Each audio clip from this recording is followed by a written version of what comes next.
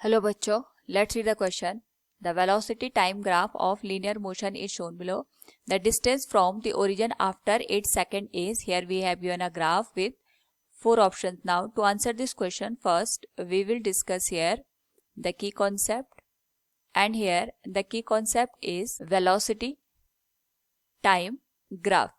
तो जब हम बात करते हैं velocity time graph की, उस पर्टिकुलर केस में अगर हम यहाँ पे वेलोसिटी टाइम ग्राफ का एरिया फाइंड आउट करें तो उससे हमें यहाँ पे डिस्टेंस का भी पता चलता है और साथ पे we can calculate the total displacement. यानी जब हम यहाँ पे साइन का ध्यान रखते हैं या डायरेक्शन का ध्यान रखते हैं उससे हमें डिस्प्लेसमेंट का पता चलता है। और अगर हम उसी पर्टिकुलर केस में यहाँ पे विदाउट डायरेक्शन जो केवल मैग्नीट्यूड को कैलकुलेट करें तो we can find out the distance. तो हम यहाँ पे वेलोसिटी टाइम ग्राफ से फाइंड आउट कर सकते हैं the distance traveled by the object in a particular time period। तो यहाँ पे हमारे पास according to the question unit पर सेकेंड y एक्सिस पे गिवन है और टाइम x एक्सिस पे गिवन है। इसका मतलब ये vt ग्राफ को यहाँ पे रिप्रेजेंट कर रहा है। हमें यहाँ पे डिस्टेंस की वैल्यू कैलकुलेट करनी है आफ्टर 8 सेकेंड। तो हमें यहाँ पे एक और बात ध्यान रखनी पड़ेगी क्योंकि हमें यहाँ पे डिस्टेंस कैलकुलेट करनी है। So it will B total area of VT graph. हमें यहाँ पे जो भी साइन दे रखा है चाहे वो प्लस का हो चाहे माइनस का हो उसको इग्नोर करते हुए केवल यहाँ पे मैग्नीट्यूड को कैलकुलेट करना है।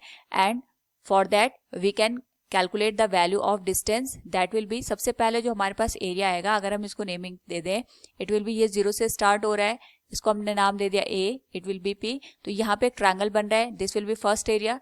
आफ्टर दैट हमें एक रेक्टेंगल मिल रहा है second, this one will be third, it will B fourth, it will B fifth and it will B sixth. तो ये जो हमारे पास 6 पोर्शन हमने किए हैं इन सब का हम एरिया कैलकुलेट करेंगे, उनको ऐड करके हमें टोटल डिस्टेंस मिल जाएगी। सो इट विल बी, जो फर्स्ट पोर्शन है ये हमारे पास ट्रायंगल है, so it will be half base that will B 1 into height that will B 4 plus जो सेकेंड पोर्शन है ये रेक्टेंगल है तो रेक्टेंगल की जो लेंथ आएगी इट विल बी 3 - 1 और इसकी जो विड्थ आएगी that will be equal to the 4 plus after that जो थर्ड एरिया है अगर हम इसकी बात करें it will be 1/2, बेस इसका आएगा 4 - 3 और हाइट आएगी इसके यहाँ पे 4 के बराबर 4। ये यहाँ पे फाइनल जो पोजीशन है माइनस इनिशियल पोजीशन, इन दोनों को माइनस करके हम इसको मल्टीप्लाई कर देंगे इसके हाइट के साथ, that will be given as 4 और ये मल्टीप्लाई हो जाएगा 1/2 के साथ। सिमिलरली अगर हम यहाँ पे फोर्थ पोर्शन की एरिया की बात करें it will B 1/2,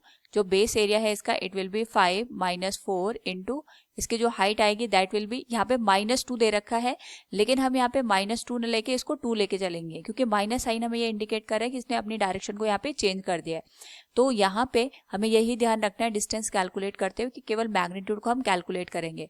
plus after that the area of rectangle will can be calculated, ये आ गया 7 और ये आ गया 5 तो it will B 7 - 5 multiplied with -2, तो हमें यहाँ पे अगेन -2 न लेके 2 से मल्टीप्लाई करना है। प्लस जो लास्ट हमारे पास पोर्शन है it will B triangle 1/2, base इसका आ गया 8 - 7 इंटू हाइट आ जाएगी इसकी यहाँ पे 2 के बराबर। नाउ फ्रॉम हियर अगर हम इसकी टोटल डिस्टेंस को कैलकुलेट करें we can say it will be 2 × 2 = 4, ये 2 के बराबर आ जाएगा। It will B 3 - 1 2, 2 into 4 it will B 8 plus 2 × 2 = 4 into 1, यहाँ पे आ जाएगा ये 2 के बराबर प्लस 2 से 2 कैंसिल हो जाएगा it will B 1, 7 - 5 it will be 2, 2 × 2 = 4 plus again 2 से 2 कैंसिल हो जाएगा इट विल बी 1। अगर हम सबको ऐड कर दें इट विल बी 8 + 2 10, 10 + 2 12, 12 + 4 16, 17 18।